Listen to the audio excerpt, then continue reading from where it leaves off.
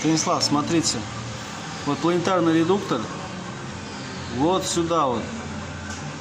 Подшипник, желательно под внутреннюю линзу туда попасть.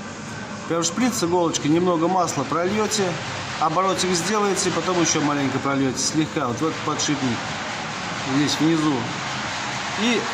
А второй получается вот отсюда, сверху, вот сюда прям, на этот вал. Слегка масло прольете.